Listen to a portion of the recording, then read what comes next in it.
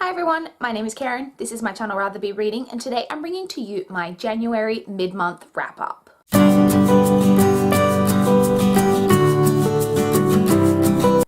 January has got off to a pretty great start. I've been getting a lot of really good reading done, and I've really just been enjoying reading. I mean, I always enjoy reading, but I've been reading a lot of just like fun, easy type of reads. So I did read 11 books in the first half of the month, from the 1st through the 15th. So I'm going to talk about all of those books in this video. The first book that I finished in 2019 was Forget Me Not by A.M. Taylor. This is a book that I was approved for a NetGalley, and it is an adult thriller that follows a character who, when she was 17, this girl's best friend went missing. Her car was found by the side of the road, the car was locked, and the girl was just never seen again. It's 10 years later, and the girl who went missing's younger sister, who is now 17, is found murdered on the same spot that her sister went missing, like on the 10-year anniversary. And so we are trying to figure out what went on, what happened to the sister who went missing, what happened to the sister who's been murdered, so on and so forth. I enjoyed this. I thought it was enjoyable, but I also thought it was very predictable. Like, very predictable. I had guessed who the assailant might be right from the beginning, and I proved to be correct. I did think that the author did a great job of creating the really like small town atmosphere and a really cold atmosphere. It's set right in winter, and atmosphere is one of my favorite things in books. It's one of the really important factors, so I did really enjoy that. I also enjoyed that the author wasn't heavy-handed on the romance, but as is typical of thrillers, there are a few things that I found a little bit unrealistic. And also, like I said, the very predictable nature of the book also dragged it down a little bit. But overall, it was an enjoyable read, and I gave that one 3.5 stars. I then read The Merciless by Danielle Vega. This is a YA horror story that follows a girl who moves to a new school, and she befriends this group of popular girls. And together with these popular girls, they decide to perform an exorcism on another girl from their school. And it's just all that kind of that exorcism and what goes from there, because perhaps this exorcism isn't really an exorcism, but is more just torture. And so that's what this is about. This is really enjoyable. I recognize that this isn't like really, you know, high quality, you know, intellectual type of read, but it was very, very, very enjoyable. Yes, it was pretty cheesy. It's, you know, cheesy type of horror. I'm into cheesy horror though. And I just thought it was a lot of fun. The author also wasn't afraid to go there with, excuse me, with the gore and all of that type of thing, which I appreciated. And I gave this 4 stars. I just thought it was really, really enjoyable. Next, I read 2 Babysitters Club books. So first I read Claudia and the New Girl. This one is basically about a new girl arriving in town, and Claudia having a lot in common with her through her art, and that causing some friction between Claudia and the rest of the babysitters. I enjoyed this one, but there was nothing, it's not one of my favorites, nothing overly great in there. It did have some interesting commentary in it, I guess, on what makes a friend and being able to have different interests from your friend, and that not meaning that you aren't good friends. So in the end, I ended up giving this one a 3.25 stars. Like, it was enjoyable, not one of my favorites. And then the second Babysitters Club book that I read was Goodbye, Stacy, Goodbye by Anne M. Martin. This one follows Stacy moving back to New York City and leaving Stony Brook and the Babysitters Club. This one I really read at kind of the right time. All of these are rereads for me, of course, but this one hit me at the right time. I can see it from several different angles. Stacy is moving. I moved a lot as a kid, so I definitely know what it feels like to leave friends behind and to be scared about going to a new place, although Stacy is moving back to New York, so it's not a new place for her. But I could relate to all of that side of things. And then also in my family at the moment, have both my brother and my sister moving away. And so I could see it really from that side as well. So it's just a really interesting read that, like, you know, was kind of one of those ones that I was like, oh, this is like an interesting time for this book to come into my life type of thing. But yeah, I enjoyed it. Again, I don't think it's one of the best ones in the series or anything, but it was enjoyable, and in the end I gave that one 3.5 stars. Next, I read The Merciless 2, which is The Exorcism of Sofia Flores by Danielle Vega. This is the sequel, obviously. I enjoyed this one. I don't think it's as good as the first book. This also has one of my pet peeves in it, in that there's a lot given away in the synopsis that I don't think is necessary to give away, and I think it kind of spoils a lot of suspense that could have been built up if that wasn't in there. This one, however, is set in a creepy Catholic boarding school. Love that setting. Another thing that I didn't like about this one is that there's a really weird kind of thing mentioned with a side character having a relationship with her cousin that was just kind of added in there, and it added nothing to the story, and it was super weird, and I didn't know why it was in there. But overall, like I said, as with the first one, it was just enjoyable, fun read. Don't think it lived up quite to the first one, but it was enjoyable, and in the end, I gave this 3.5 stars. I then read A Grown Up Kind of Pretty by Jocelyn Jackson. I listened to this one actually on audio, and it is narrated by Jocelyn Jackson herself. I believe that she narrates all her audiobooks because her most recent release, which is the first book of her that I read, was also narrated by her. So this one is a women's fiction / literary fiction. It basically follows 3 generations, and the grandmother and the mother both had their children when they were 15. And now the daughter, so you've got the daughter, the mother, and the grandmother. The daughter is now 15. So she has grown up in this family with a lot of like expectation and a lot of pressure on her around not falling into the same traps that her mother and her grandmother fell into. And at the start of the story, there is a pool being put into the backyard, and something is dug up, and it all kind of kicks off from there. It creates a bit of a mystery, all of that type of thing. So I enjoyed this. It was very enjoyable. I really enjoyed Jocelyn Jackson's writing, and I really enjoy her stories. I really liked the mystery aspect. I like all of the commentary in there on family and like what makes someone your family. Really enjoyed all of that. I did have a couple of problems. There's a lot of slut-shaming language. There's also a slur against mentally handicapped people that is used repeatedly. And while it is called out, one of the older characters, because it's mainly the teenage characters using this word, the older character calls it out at one point, and so it is kind of addressed, but then it's just repeatedly used. And I know that teenagers use it, but it made me super uncomfortable, and I didn't like that it just like kept being in there. But yeah, I found the story very engrossing, really enjoyable, and in the end I gave that one 3.75 stars. Next, I read The Duff by Cody Keplinger. This is another one that I received from NetGalley. I got this one off NetGalley like a really long time ago. I think it was just in like the Read Now section, and I finally got around to reading it. I have seen the movie previously, but I will say, and I rewatched the movie actually after I read the book, and I will say the movie is very, very different. So the book is basically about a character who finds out or is told that she is the Duff, which is the designated ugly fat friend, and she's told that she's the Duff of her friend group. This causes her to have kind of a, mental crisis, and she ends up entering into a kind of enemies with benefits. It's with the like popular boy from her school who she doesn't like, but they enter a purely sexual relationship, and she does it as kind of a release. She's also got a lot going on in her personal life, and so she finds it as like a release that helps her.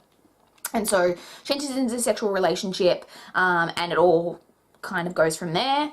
I really enjoyed this. I really did. At first, I had a lot of problems with it because obviously the use of the word Duff, super offensive, and it is used repeatedly, and she's repeatedly called that. There's also a lot of like slut shaming going on in it, but both of those things are addressed in the story and are dealt with, which I really liked. I'm also very into the tropes going on here. I'm very into hate to love, very into friends with benefits, very into secret relationships, like this relationship, this enemies with benefits, whatever relationship. It's like a secret relationship, very into that in a story as well. So it was hitting a lot of keywords for me, and I just thought that it was really, really enjoyable, and in the end I gave that one 4 stars. I then read The Merciless 3, which is Origins of Evil by Danielle Vega. So this one is a prequel to the other 2 books, so it's set prior to the first Merciless book, and because of that, again, I thought this one lacked suspense, because we know what's going to happen, because we know what the setup is for the first book. So that I had a little bit of a problem with. I also do think that the author is constantly trying to kind of one-up herself with the horror and the gore, and so it does get a little bit over the top. It's always cheesy, as all the other books are, but I think it was really enjoyable. I just don't think it was as good as the others, but I still had a fun time reading it, and I gave this one 3 stars. I should have mentioned at the top of this video that I also DNF'd a book. So I DNF'd The Last of the Mohicans by James Fenimore Cooper. This is a classic story surrounding 2 girls who are kidnapped, and it's set during the like French-British War. That's basically the premise.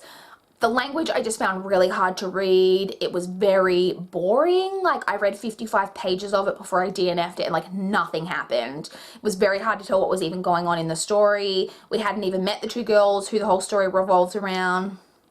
I just didn't really like it, and I was having a really fun time with my reading in 2019, and I didn't want to be dragged down by a crap book, so I decided to DNF that one.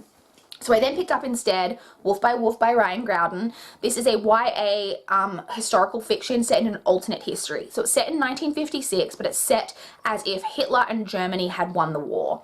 And we follow a main character named Yael, who is a skin shifter. She can change her appearance at will. There is limitations on it though. She can't change her gender, she can't remove permanent markings like tattoos or scars, things like that. And she is entering a motorcycle race that takes place in this alternate history where the victor of that race gets to meet Hitler. And so she's entering the race to win the race and execute Hitler, assassinate him to spark kind of a revolution. So that's what this is about. Really, really, really enjoyable. I loved all of the commentary in here on identity. Because Yael can change her appearance, I really liked, you know, about what makes her who she is, because she doesn't remember what she looked like. She's been able to do this since she was a little kid, and she doesn't remember what she originally looked like because all of her family and everyone who knew her has been killed. Yael is a Jewish character. I really liked that as well, because not only is she struggling with her identity in her appearance, but she's struggling with her identity as a Jewish person, because Jewish people have basically been eradicated, or anyone who is Jewish is not owning up to the fact that they're Jewish because Hitler is ruling, he's in power. I also liked that there were limitations on the skin shifting. Like I said, it made it feel much more realistic than, you know, it being a more Mystique X-Men-y type of thing. I thought it made it much more realistic. I really enjoyed this. I did think it was a little bit predictable, and it did lack a little bit of like kind of final like punch to the story, but I thought it was a very solid 4 stars and very, very enjoyable. Next, I read Deliver Me by Karen Cole. This is another book that I was approved for on NetGalley. This one is a thriller, and it's about a woman who goes to the doctor one day because she's been feeling unwell, and she discovers that she is 2 months pregnant. However, at the time that she finds out that she's pregnant, she hasn't had sex in over a year. So when she's told this, she starts to think back and realizes that on New Year's Day, she had completely blacked out on New Year's Eve. She can't remember anything about the party that she was at, and she starts to suspect that, and the timelines work out, that this is when she conceived the child. So she's dealing with that. Obviously, she's very upset about that, and is dealing with all of that, and the story mainly focuses on the mystery of what happened to her, who did this to her, etc. I thought that this book dealt with some really interesting issues. You've got a lot in there, so huge trigger warnings in this for rape and sexual assault and anything kind of around, there's talk in here of a child, like a baby's death, anything like that. If you're sensitive to, just avoid this book, because it does talk about interesting issues in that when the main character finds out she's pregnant, her sister previously had a baby die in childbirth, and so her sister is obviously very sensitive about that type of thing, and now she's having to tell her sister that she's pregnant. Not only is she's pregnant under these very weird circumstances. One of the things I found really frustrating about the book, but it's not a problem that I had with it because it's a realistic frustration, is everyone's telling her that she wasn't raped, because she says that she thinks that she may have been raped, may have been slipped a date rape drug. And in my opinion, it doesn't matter whether she was slipped a date rape drug, because if she was that drunk that she's literally blacked out an entire evening, and she was that so drunk, she doesn't have the ability to consent. And I think it's realistic that a lot of people in real life would be going, oh, that's not rape. Like, in my opinion, it 100% is. And that all the commentary around that was really frustrating, but realistic. I had a theory going the whole way through the book of like what had gone on.